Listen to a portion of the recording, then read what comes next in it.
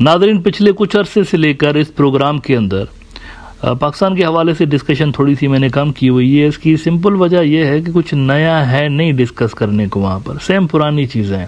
کچھ عرصہ پہلے وہاں پر الیکشن ہوئے، ان الیکشنز کے اندر تاریخی دھاندلی کی گئی، بوگس اور فراڈ الیکشنز تھے، جیتنے والوں کو ہروایا گیا، ہروانے والوں کو جتوایا گیا۔ اب یہ میں کوئی الزام نہیں لگا رہا، آپ صرف گوگل پہ جا کر بھی اگر Pakistan election 2024 form 47 result cards search کریے اور دیکھیے کہ کس طرح کے رزلٹ کارڈ وہاں پر آپ کو نظر آتے ہیں۔ پین سے ٹیمپرنگ کر کے رزلٹ بنائے گئے ہیں۔ اگر ایک بندہ 14,000 کی لیڈ سے جیت رہا ہے تو اس کے 14,000 ووٹ ریجیکٹ کر کے دوسرے نمبر پہ آنے والے کو ونر ڈکلیئر کیا گیا۔ اس طرح کے الیکشنز ہوئے ہیں وہاں پہ، اور وہاں پر جو پین ہے نا، ایک کو 7 کر دیا، اور اگر کسی نے 100 ووٹ لیے تو 3-4 زیرو اور آگے ایڈ کر دیے، اور کسی نے یعنی اس طرح سے نمبروں کو ٹیمپر کر کے تو رزلٹ کارڈ بنوائے گئے۔ یعنی لوگوں نے جو ووٹ ڈالا اس کی کوئی ویلیو نہیں ہے، وہ قیمت نہیں ہے۔ اس کے نتیجے میں جیتنے والا جو تھا عمران خان کی پارٹی، اس کو ہروایا گیا، ہروانے والوں کو جتوایا گیا، اور اب یہ جو سامنے بیٹھے ہوئے ہیں بوگس مینڈیٹ کے اوپر، یہ ہر طرح کی کوشش کر رہے ہیں اپنا جعلی مینڈیٹ بچانے کے لیے۔ اور عمران خان کی پارٹی گئی ہوئی ہے الیکشن ٹریبیونلز کے اندر اپنی چھینی ہوئی سیٹیں واپس لینے کے لیے۔ تو یہ چوہے بلی کا کھیل چل رہا ہے، اس میں کچھ نیا نہیں ہے کہ جو میں یہاں پر بیٹھ کے روز ڈسکس کروں۔ کچھ نئی ڈیولپمنٹ ہوگی تو اس پہ بات کریں گے نا۔ اسٹوڈنٹس کی موومنٹ کے حوالے سے بہت سارے لوگ ان باکس میں فیس بک پر کوسچن پوچھ رہے ہوتے ہیں۔ ابھی تک کوئی اتنی پاورفل موومنٹ اسٹارٹ نہیں ہوئی، جب ہوگی تو اس پہ تب بھی بات کریں گے۔ عمران خان کی طرف سے کوئی کال نہیں دی گئی، جب وہ دیں گے کال تب کوئی موومنٹ ہمیں ہوتی ہوئی نظر آئے گی۔ لیکن یہاں پر البتہ ہمارے ریجن میں کافی کچھ ہو رہا ہے، اور جیو پولیٹیکل لینڈسکیپ تبدیل ہوا ہے ریجن کا۔ بنگلہ دیش کے اندر بنگلہ دیش کی تاریخ کی سب سے بڑی اپرائزنگ ابھی ہم نے دیکھی، جس کے نتیجے میں 15 سال سے وہاں پر اقتدار پر ایسے ہی قابض جو حکمران تھی، جیسے پاکستان کے اندر فی الحال رجیم ہے نا، ایسے ہی شیخ حسینہ صاحبہ کی بھی تھیں، وہ بھی ایسے ہی الیکشنز کرواتی تھیں، اور اسی طرح سے وہ اقتدار پر قابض رہیں۔ ان کا لیکن دھڑن تختہ ہوا ہے۔ تو اس کے بعد کیا سیناریو بن رہا ہے، اس کو ریجن نے کس طریقے سے دیکھا ہے، پاکستان نے کس طریقے سے دیکھا ہے، اس پہ ہم بات کرتے رہے ہیں۔ انڈیا کی جانب سے کنسرنز کا اظہار کیا گیا، پسند نہیں کیا گیا اس تبدیلی کو۔ چائنا نے پسند کیا ہے، ویسٹ کے بہت سارے ملکوں نے پسند کیا، پاکستان نے بھی اس کو ویلکم کیا ایک طرح سے، اور پاکستان نے بنگلہ دیش کے ساتھ اپنے ٹائز مزید بہتر بنانے کی امید ظاہر کی۔ یہ ماننا پڑے گا انٹرنل ٹرموائل اپنی جگہ پہ پاکستان کا، لیکن جو فارن پالیسی ہے پاکستان کی وہ سیم رہی ہے، جو عمران خان کے دور میں تھی وہی آج بھی ہے۔ اس کی وجہ یہی ہے کہ گراؤنڈ ریئلٹیز پہ بیسڈ ایک فارن پالیسی ہے پاکستان کی۔ چائنا کے ساتھ اگر اچھے ٹائز ہیں تو وہ اس لیے اچھے ٹائز ہیں کیونکہ پاکستان کو چاہیے ہے، گلف والوں کے ساتھ اچھے ٹائز ہیں تو وہ اسی لیے ہیں کہ پاکستان کو چاہیے۔ تو دوست دشمن ویسے ہی ایک جیسے ہیں نا، تو پالیسی بھی اسی حوالے سے سیم آپ کو کنٹینیوٹی نظر آتی ہے اس کے اندر۔ جو افراتفری اور کیوس ہے وہ اندرونی سطح پر ہے، پولیٹیکل جو اندرونی سیاست ہے اس میں آپ کو نظر آتی ہے۔ ایکسٹرنل جو پاکستان کی ریلیشنز ہے نا دوسرے ملکوں کے ساتھ، وہ تقریباً آپ کو سیم نظر آتے ہیں۔ تو بنگلہ دیش کے اندر جو تبدیلی آئی ہے اس کو پازیٹیولی دیکھا گیا ہے پاکستان کے اندر، اور اس امید کا اظہار کیا گیا ہے کہ اب چیزیں نارمل ہوں گی بنگلہ دیش کے ساتھ۔ اچھا، نارمل سے کیا مراد ہے؟ نارمل سے مراد یہ ہے کہ شیخ حسینہ کی ایک ہسٹری رہی ہے، ٹریک ریکارڈ رہا ہے ان کا۔ ان کی پارٹی جب بھی پاور میں آئی ہے، پاکستان کے اور بنگلہ دیش کے ٹائز ہمیشہ ڈاؤن گریڈ ہوئے ہیں۔ آپ کو پتا ہے ڈائریکٹ فلائٹ نہیں ہے کوئی، بنگلہ دیش اور پاکستان کے درمیان ڈائریکٹ فلائٹ نہیں ہے، شیخ حسینہ نے بلاک کی ہوئی ہے۔ ادھر 16-17 کروڑ لوگ رہتے ہیں بنگلہ دیش کے اندر، یہاں پاکستان میں 22-23 کروڑ لوگ رہتے ہیں، اتنے زیادہ لوگ ہیں، لیکن ایک فلائٹ نہیں ہے ڈائریکٹ دونوں کے درمیان۔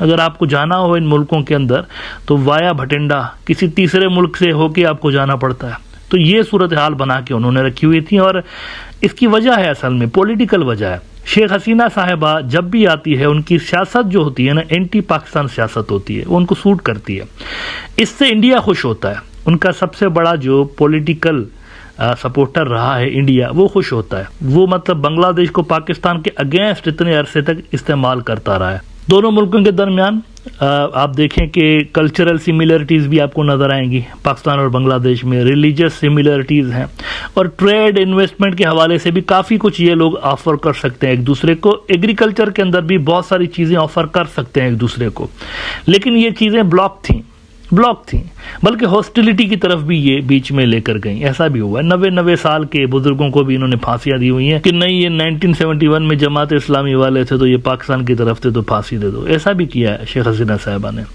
تو انڈیا فیکٹر ان کی پاکستان کے ساتھ جو ان کی پالیسی تھی اس پہ انڈیا فیکٹر ڈومیننٹ رہا.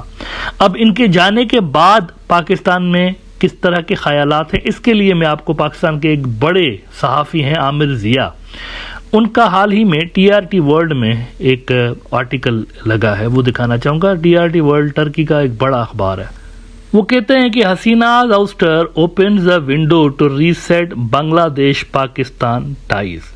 The staunchly pro-India former Prime Minister blocked all efforts by Islamabad to improve ties between the two Muslim majority nations that have a shared history. اچھا شیخ حسینہ صاحبہ نے کیسے سپریس کر کے رکھا پاکستان کے ساتھ ٹائز کو، اس پہ وہ کہتے ہیں in Pakistan Hasina is overwhelmingly viewed as a staunch Indian ally who spurned Islamabad's efforts to broaden ties between the two countries whenever she was in power, first in 1996, 2001 and then 2009 to 2024. All through her rule, bilateral relations between Islamabad and Dhaka remained frozen, especially during her second stint as the Prime Minister. People-to-people contact remained at a bare minimum because of the visa restrictions on Pakistanis. Frostly diplomatic relations even resulted in the suspension of direct flights between Dhaka and Karachi. Pakistan International Airline PIA stopped flying to Dhaka in 2018 due to alleged harassment of its crew, while Bangladesh Biman Airline wrapped up flight operations to Pakistan even earlier. Relations between the two countries also deteriorated as Hasina's government executed several pro-Islamabad Bangladeshi politicians who stood for a united Pakistan during Bangladesh's 1971 independence war. اچھا یہاں پر یہ بھی سمجھنے کی ضرورت ہے کہ پاکستانی 1971 والے واقعات کو کیسے دیکھتے ہیں. ایک تو یہاں پر ون سائیڈڈ ہسٹری کافی زیادہ پڑھائی جاتی رہی ہے، عوامی لیگ کو سوٹ کرتی ہے نا یہ چیزیں، مطلب عوامی لیگ جب پاور میں رہی انہوں نے اپنی ہی ہسٹری یہاں پر گھڑی ہے، اور ان کے اپوننٹس بھی مانتے ہیں کہ انہوں نے کچھ زیادہ ہی بڑھا چڑھا کے انڈیا کے رول کو پیش کیا یہاں پر ایز اے ہیرو ان کو بنا کے، کیونکہ انڈیا پالیسی سیل کرنے میں ان کو آسانی رہتی ہے. لیکن پاکستان کے اندر کوئی یحییٰ ہیرو نہیں ہے. یحییٰ خان جو تھا وہ کوئی ہیرو نہیں اس کو، بلکہ ویلن کے طور پر سیاسی جماعتیں سمجھتی رہی ہیں. ساری تقریباً سیاسی جماعتیں جب بھی آپ دیکھیں جلسے کرتے ہیں اگر تو وہ ڈکٹیٹر ہی بول رہے ہوتے ہیں اس کو. کہتے ہیں کہ Pakistanis view 1971 as a tragic event and there is a growing realization that former East Pakistan was treated unfairly. لیکن یہ ضرور پاکستان کے اندر ایک خیال ہے کہ یہ ون سائیڈڈ ہسٹری عوامی لیگ بتاتی رہتی، اور بہت سارے ایسے واقعات وہاں پر مشہور ہیں جو کہ اصل میں غلط طریقے سے پورٹرے کیے گئے ہیں. اس کے اندر انڈین انوالومنٹ کا جو ایلیمنٹ ہے نا وہ نکال کے تو وہاں پر فیکٹس کو پیش کر رہی ہوتی تھی، یعنی انڈیا کی جو انوالومنٹ تھی، بہت ساری جو ایٹروسٹیز تھیں وہ اصل میں انڈیا نے کمٹ کی ہوئی تھی، لیکن اس کا بھی الزام پاکستان کے اوپر لگا دیا جاتا ہے. تو 1971 والے واقعات جو ہیں اس کو پاکستان کے اندر ایسا بھی نہیں کہ کوئی ایک طرح سے بنگلہ دیشی دیکھتے ہیں تو پاکستانی دوسری طرح سے دیکھتے ہیں. It's not like that. ادھر بھی برا سمجھا جاتا ہے وہاں پہ، لیکن عوامی لیگ نے ایک ایسا پرسپشن کریٹ کرنے کی کوشش کی کہ گویا کہ پاکستانی جو ہیں وہ سپورٹر ہیں. کوئی 1971 میں جو کچھ بھی ہو رہا تھا اس کو پاکستانی سپورٹ کرتے تھے. It's not like that. اور اسی کو بنیاد بنا کے انہوں نے اپنی پاکستان پالیسی ڈیزائن کر کے رکھی ہوئی تھی.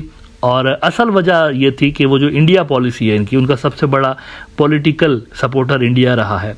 انڈیا پالیسی سیل کرنے میں ان کو آسانی ہوتی تھی. اس طرح کے جھوٹ کو وہ جب بیچ رہے ہوتے تھے لوگوں کے اندر تو آسانی سے بیچ رہے ہوتے تھے. پھر اب یہ جو نیریٹو ہے نا، دیکھیں شروع میں تو بنگلہ دیش کے اندر چلتا رہا، لیکن آخر میں یہاں تک بات آ گئی کہ لوکل بنگلہ دیشی بھی اگر اپنا حق مانگ رہے تھے تو شیخ حسینہ ان کو بھی کہہ رہی تھی کہ تم تو رضاکار ہو.